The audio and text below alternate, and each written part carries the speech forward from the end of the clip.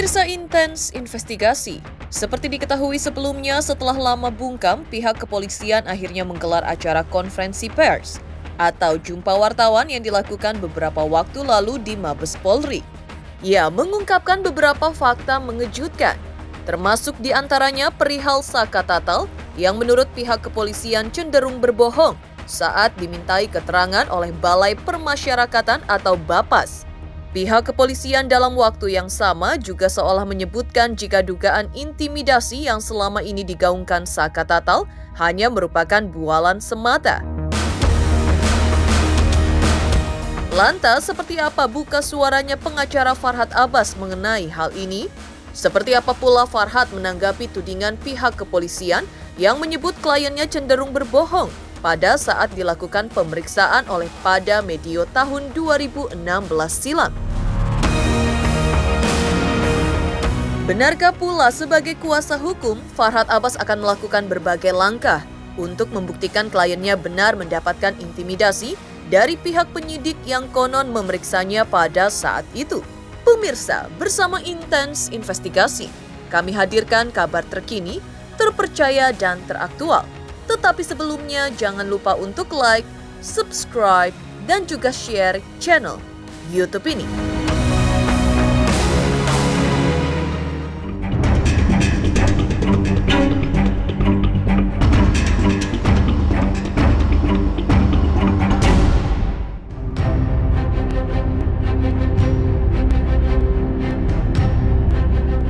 Ya, seperti diketahui mencuat kembali sejak film bertajuk Vina Sebelum 7 Hari beredar, dilanjutkan dengan seseorang terdakwa anak pada saat itu bernama Saka Tatal yang dengan keberanian dalam dirinya mengungkapkan dugaan intimidasi yang diduga diterimanya pada kasus ini. Pihak kepolisian baru-baru ini akhirnya mengkonfirmasi keterangan Saka Tatal yang cenderung berbohong, terutama pada saat dilakukan pemeriksaan oleh lembaga Balai Pemeriksaan atau Bapas pada saat itu. Hal ini tentu mengundang tanda tanya besar bagi pihak kuasa hukum Saka Tatal Farhad Abbas yang ditemui tim Intens Investigasi pada saat acara syukuran ulang tahunnya yang ke-48 tahun hari ini. Lantas, seperti apa tanggapan Farhad Abbas di sela-sela merayakan hari pertambahan usianya menanggapi pernyataan yang terkesan ingin menjatuhkan harkat dan martabat kliennya?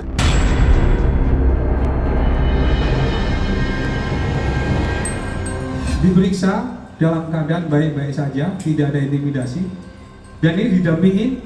Yang perempuan di depan ini adalah tantenya, kemudian yang pakai jilbab adalah ibunya, kemudian yang belakang laki-laki itu ada, bahkan ada keterangan dari Bapas. Ini dari ahli. Dari keterangan dari Bapas menyampaikan bahwa Saka Tatal cenderung berbohong ketika diminta keterangan. Jadi keterangannya berubah-ubah. Ya, pihak polisi jangan langsung menilai atau membuat opini yang seolah-olah kata-kata ini, Saka Tatal ini berbohong. Kenapa? Berbohong di mana gitu? Ini kan persoalannya mulai dari penyidikan, dari tanggal 31 Agustus sampai tanggal 16 tuh kemana aja? Siapa yang meriksa, diapain? Kenapa disembunyiin orangnya kan gitu? Kalau ada foto pada saat pendampingan di pengadilan atau foto pada saat pemeriksaan itu memang benar difoto, tapi yang dikomplain bukan bahwa tidak ada foto, tidak ada pendampingan. Sejak tanggal 16 didampingi, tapi sebelum tanggal 16 siapa yang dampingi? Itulah terjadi menurut pengakuan Saka Tatal bahwa dia disiksa. Itu kan sudah dikatakan, mereka bilang ini perkelahian antara mereka. Masa ada orang udah di penjara nggak salah pergi mukul-mukulan, kan nggak mungkin.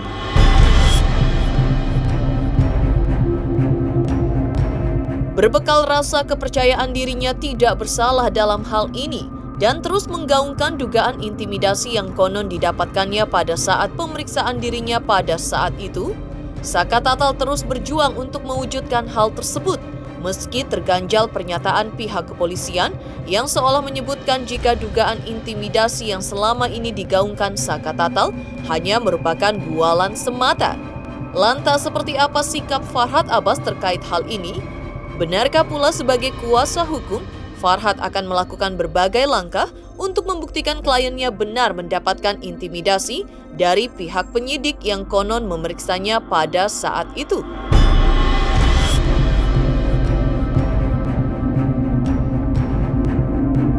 Yang sedikit informasi bahwa yang disampaikan bahwa seperti hanya mendapat intimidasi dan lain sebagainya, ini bukti bahwa penyidik berhati-hati secara profesional ketika melaksanakan pemeriksaan. Ini bagian dari keterbukaan. Itu mungkin masukan. Ya kalau saya sih bicara, mereka lebih mengutamakan mengejar pengakuan tersangka. Padahal harusnya tidak seperti itu. Harusnya dia cukup menjadikan hanya itu bukan sebagai pengakuan tapi sebagai keterangan aja gitu. Dengan menunjukkan bukti-bukti lain gitu. Kapolri sudah mengakui ini ada kelemahan dalam proses penyidikan, terlalu terburu-buru menetapkan sebagai tersangka. Nanti kita akan tulis di dalam memori peninjauan kembali. Harapan kita Sakatata bisa bebas. Sekarang tergantung masalah dia ngomong A, E, O, tergantung hakimnya yakin nggak anak ini membunuh. Pukulan mana yang mengakibatkan kematian? Apa niat, apa manfaat buat dia membunuh orang? Apa motifnya dia membunuh orang? Kan harus jelas di situ. Paham nggak maksudnya ya? Dan proses sidang kan cepat, ditahan 15 hari, perpanjangan 10 hari, 15 hari. Sidang akhirnya ngikut, kasihan yang anak-anak dewasa ngikutin dia kalau dia dihukum. Dia bulan Agustus tanggal 2 udah vonis pengadilan tinggi. Orang belum sidang itu. Coba lihat, luar biasa kan? Sementara itu, terlepas dari pernyataan dari pihak kepolisian, sebuah langkah nyata sedang dilakukan Farhad Abbas untuk membela hak hukum dari kliennya. Menyebutkan Saka kesulitan untuk melakukan berbagai macam hal termasuk dengan mencari pekerjaan, bahkan untuk pekerja kasar sekalipun, karena statusnya sebagai seorang tersangka dalam kasus pembunuhan. Sebuah langkah nyata akan dilakukan Farhad Abbas dengan melakukan PK atau peninjauan kembali. Lantas seperti ini keyakinan Saka Tatal perihal PK yang akan dilakukan kuasa hukumnya untuk membersihkan namanya dalam perkara ini. Ya fokus kami adalah terutama seperti yang kita menerima kuasa dari Saka Tatal, bahwa fokus kami adalah melakukan peninjauan kembali. Sehingga malam ini kita masih berkumpul dengan tim untuk mendapatkan nomor yang terbaru, sehingga apa yang harus kita ajukan. Jadi fokus kami sekali lagi bahwa Saka Tatal ini telah terpidana, tapi kita akan melakukan upaya hukum peninjauan kembali karena banyak kejanggalan yang selama ini kita lihat. Nah, inilah yang akan kita diskusikan dengan beberapa teman-teman ahli pidana untuk melakukan upaya PK. Semoga PK kita berhasil, dengan mohon doa dari semua rakyat Indonesia kalau kebenaran itu pasti benar. Ya hancur nggak karuan tuh. Saka nggak melakukan apa yang dituduhkan itu, benar-benar Saka nggak melakukan. Rasanya tuh udah pengen mati aja tuh Bu, udah putus asa tuh Bu, udah nggak bisa menahan apa-apa. Sekarang kan Saka kan udah bebas, dan Saka juga masih dalam proses bebas bersyarat dan masih mengajukan banding dan banding kasasi juga sudah dilakukan, dan sekarang akan meneruskan dengan PK, dan semoga PK itu berjalan dengan lancar dan untuk keadilan seadil-adilnya mungkin, bahwasanya yang benar mana dan yang salah mana, biar semuanya itu terbuka. PK ini bisa membersihkan nama kami? Pasti. Yakin. Farhad sebelumnya atau tepatnya setelah melaporkan Ibtu Rudiana ke Polres Cirebon, juga melaporkan ayah almarhum Eki tersebut ke Mabes Polri karena ia melihat banyak kejanggalan di dalam putusan-putusan hakim yang menurutnya juga nanti akan dituangkan dalam memori PK. Lantas apa sebenarnya yang diinginkan oleh Farhad Abbas dengan melaporkan Ibtu Rudiana ke Mabes Polri? Hari ini Rabu 19 Juni kita setelah menindaklanjuti arahan dari Polres Cirebon yaitu tentang pengaduan kita bahwa adanya dugaan memberikan keterangan yang tidak benar ya, kemudian rekayasa penetapan tersangka khususnya klien kami Saka Tatal ya. Artinya memang setelah berdiskusi dengan Polres Cirebon dan Bareskrim, ada beberapa upaya. Kalau menyangkut etik dapat diterima di Propam. Jadi laporan tentang Pak Rudi yang menangkap langsung, kemudian melakukan satu proses penyidikan, ya. Kemudian dengan melakukan upaya-upaya yang kita punya rekam jejak, diantaranya pernah melakukan ke Propam dan ke Komnas HAM, ditindaklanjuti dengan surat untuk ditindaklanjuti. Oleh karena ini selama ini belum ada tindak lanjutan, kami meminta kepada Bareskrim, ya walaupun dari hasil di Bareskrim saat ini mengatakan adanya 2 provinsi wilayah lokus yang berbeda, mungkin akan diarahkan ke Polda Jawa Barat. Nah, tapi surat tanda terima pengaduannya sudah diterima oleh Bareskrim. Jadi apakah mekanisme ini kami yang membuat laporan sendiri langsung di Bareskrim atau Bareskrim yang mendelegasikan kepada Polda Jabar? Dan menurut keterangan dari Bareskrim maupun dari Propam, mereka sudah turun langsung juga dan mereka mengapresiasi laporan ini, sehingga kita minta adalah keadilan. Nah, kalau dianggap perintangan bagi kita, yang merintangin penyidikan adalah pihak-pihak penyidik yang tidak profesional membuktikan adanya CCTV, kemudian membaca visum maupun hasil otopsi. Nah, kemudian mereka membuat satu pernyataan-pernyataan dalam berita acara bahwa telah terjadi pembunuhan dengan luka tusukan dan akibat kematian samurai dan lain sebagainya. Ternyata dalam visum itu tidak ada luka atau tusukan. Ternyata hanya benturan dan lebam yang awalnya memang diduga adalah karena kecelakaan, tapi ternyata bukan kecelakaan. Itu menurut versi mereka, sehingga orang-orang yang tidak bersalah, sebagian tidak bersalah inilah yang merasa sakit atau keberatan, sehingga kita perlu meluruskan kembali bahwa bagaimana mengajak pihak kepolisian untuk mencermati lagi bagaimana tuntutan dakwaan jaksa, kemudian bagaimana pertimbangan majelis hakim. Kita lihat apakah pantas seorang Saka Tatal yang memang sudah menjalani hukuman ini untuk mendapat perlakuan seperti itu. Nah, jadi kita meminta agar jangan sampai terjadi salah menghukum.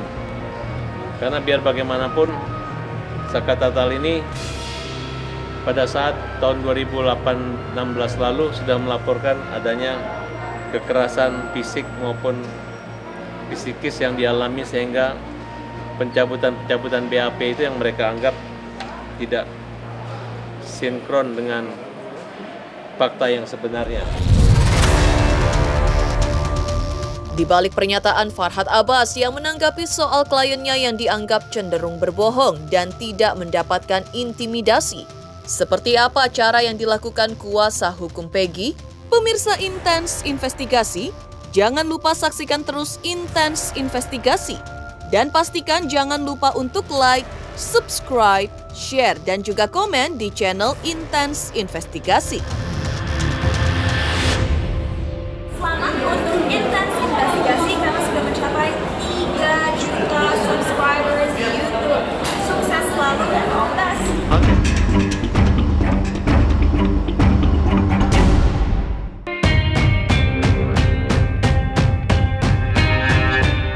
Setali 3 uang dengan pihak kuasa hukum Saka Tatal Farhad Abbas yang terus berharap untuk membersihkan nama kliennya, usaha keras juga terus dilakukan pihak Peggy Setiawan, salah satu DPO dalam kasus hilangnya nyawa Vina dan Egy, dan menurut pihak kepolisian menjadi tersangka satu-satunya dalam daftar pencarian orang alias DPO setelah polisi mencoret 2 nama DPO lainnya. Bertandang ke Komisi Pemberantasan Korupsi atau KPK, Tony RM, kuasa hukum Peggy, menjelaskan tujuannya datang ke KPK adalah lantaran kekhawatiran adanya suap jelang proses pra-peradilannya yang rencananya akan dilakukan Senin 24 Juni 2024 mendatang.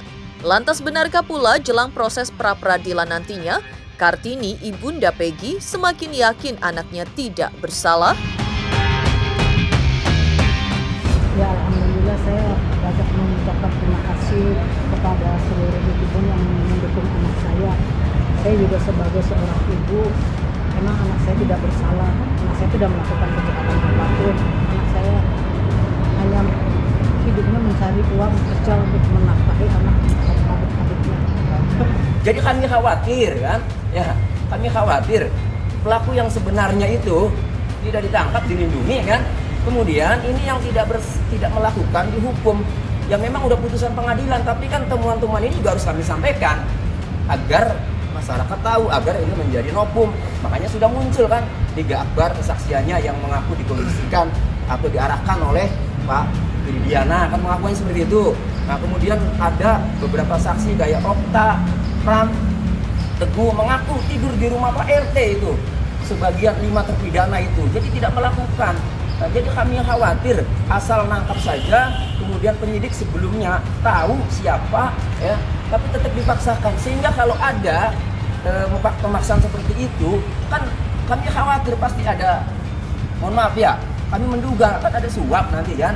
Nah, silakan itu sudah selesai. Tapi buat Peggy Setiawan, kami kawal ke berbagai lini, ke berbagai institusi terkait agar mengawasi proses ini. Kami butuh keadilan sebenarnya, karena klien kami, anaknya ibu ini ya, Ibu Peggy Setiawan ini tidak melakukan, ada di Bandung. BAP-nya juga ya saya buka, itu dalam BAP-nya dapat salinan. Semuanya tidak tahu. Jawabannya orang tidak melakukan, bagaimana?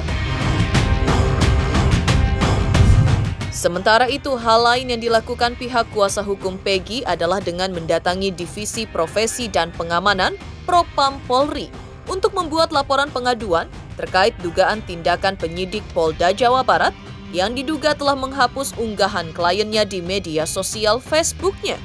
Seperti diketahui sebelumnya, Tony telah menyebutkan ada beberapa status dan pesan singkat kliennya yang dapat membuktikan Peggy Setiawan ada di Bandung, Jawa Barat pada saat itu, atau dengan kata lain tidak sama sekali terlibat dalam kasus hilangnya nyawa Vina dan Eki.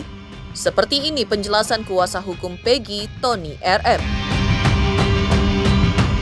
Ya, kedatangan kami, tim penasihat hukum Peggy Setiawan, saya Tony dan ini Ibu Yanti, ketua tim, ini melaporkan, ya, ini mengadukan hilangnya postingan-postingan akun Facebook atas nama Peggy Setiawan, ya, dilaporkan ke Divisi Propam Polri. Alasan kami mengadukan ini karena setelah ditangkap Peggy Setiawan itu, akun Facebooknya itu masih ada, dan di media sosial teman-teman atau netizen itu sudah pada memfoto layar atau men-screenshot akun Facebooknya Peggy Setiawan ini, postingan-postingannya, dan muncullah beredar bahwa kok Peggy Setiawan berada di Bandung loh. Nah, kok pada saat kejadian dan seterusnya. Setelah ramai itu kemudian akun Facebook itu hilang. Setelah hilang kemudian kan ditangkap 21 Mei. Ya. Nah, kemudian hilang, setelah hilang 28 Mei di acara salah satu TV swasta, saya menyampaikan, mempertanyakan kepada penyidik, tolong penyidik jelaskan kenapa akun Facebook Peggy Setiawan hilang. Tidak lama kemudian muncul lagi akun Facebook itu. Namun setelah muncul, postingan-postingannya itu hilang, nggak ada. Apa saja postingannya? Postingannya ini. 12 Agustus 2016, Bismillah on the way Bandung, dewekan get teteg. Artinya pergi ke Bandung sendirian juga berani lah. Kemudian 12 Agustus 2016, alhamdulillah nyampe, nungguin jemputan lama bingit kan. Artinya sudah sampai Bandung nih kan. Nah, kemudian 17 Agustus 2016 mengais rezeki di kota orang. Berarti benar tidak di kota Cirebon kan itu, melainkan di Bandung sesuai dengan tujuan utama, tujuan awal. Kemudian 24 Agustus 2016 lupa suasana kampung halaman, ya. Jadi artinya berarti berada di kota lain, tidak di kampung halaman, lupa kan suasananya. Nah, kemudian 1 September 2016, ya Allah saya nggak tahu apa-apa tentang masalah ini, kenapa saya kena getahnya, cobaan yang kau berikan begitu berat ya Allah. Kok tiba-tiba setelah muncul lagi itu kan akunnya, kok tiba-tiba hilang postingan ini. Kan harusnya kalau penyidik fair, biarkan saja postingan itu, biarlah masyarakat yang menilai, di luar biarlah di pengadilan hakim yang memutuskan, yang menilai, kan begitu.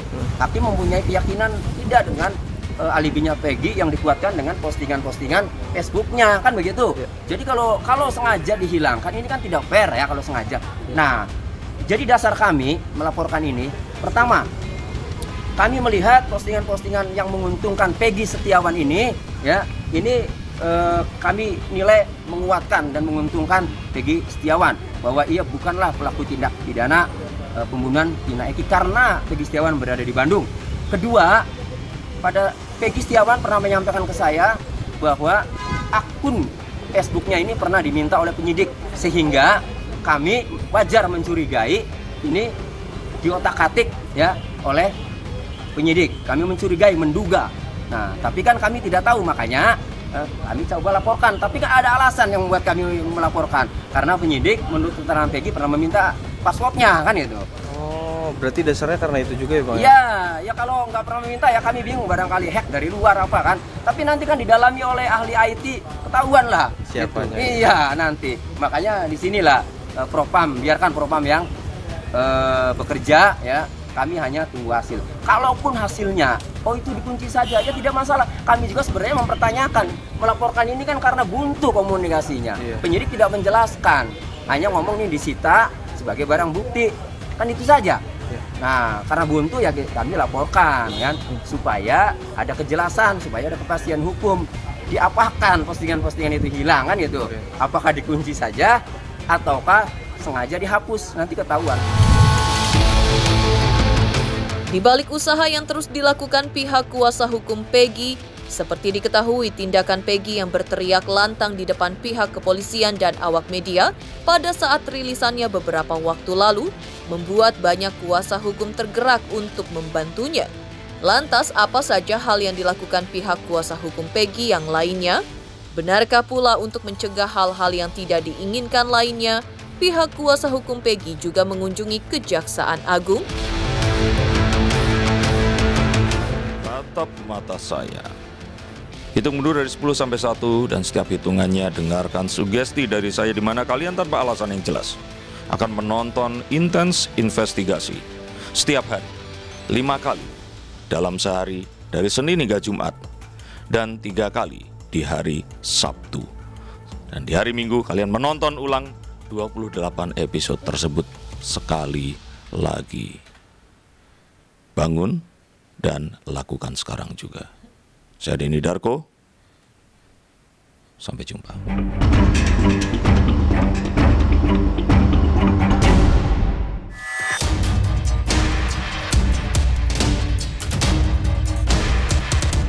Ya, usaha keras yang dilakukan pihak Peggy Setiawan tentu tidak lain dan tidak bukan karena berkeyakinan penuh kliennya tidak bersalah dalam hal ini. Membantu Peggy Setiawan karena teriakannya yang dengan lantang menyebutkan ia tidak bersalah dalam hal ini. Beberapa waktu kemarin, pihak kuasa hukum Peggy lainnya juga mendatangi Kejaksaan Agung untuk meminta jaksa lebih teliti dalam mengawal kasus ini, tidak seperti yang terjadi sebelumnya, atau pada saat jaksa menjatuhkan hukuman seumur hidup kepada 7 terdakwa. Lantas, bagaimana pihak kuasa hukum Peggy menjelaskan perihal tanggapan Jaksa Agung atas permintaan yang telah disampaikannya? Boleh? Ya. Coba agenda hari ini. Bisa dijelaskan?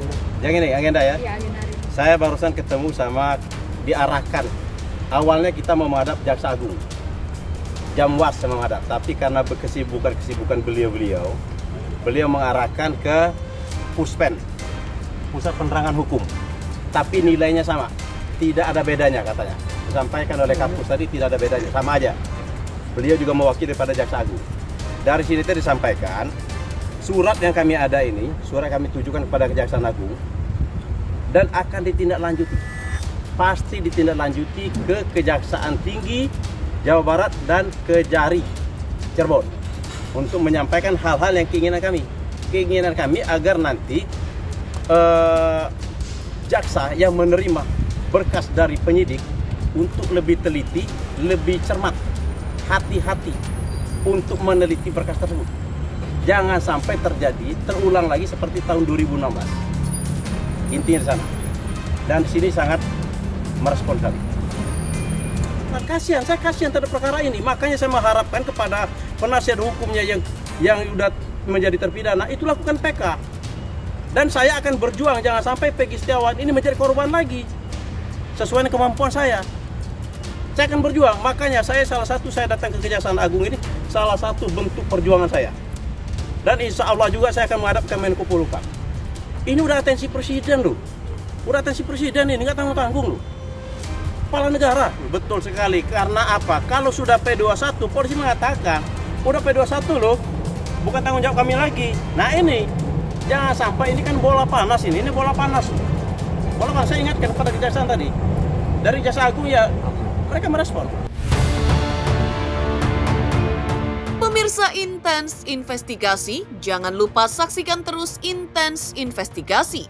Dan pastikan jangan lupa untuk like, subscribe, share, dan juga komen. Tim redaksi Intens Investigasi juga mengucapkan banyak terima kasih kepada semua subscribers hingga kanal Intens Investigasi kini sudah mencapai 3 juta subscribers.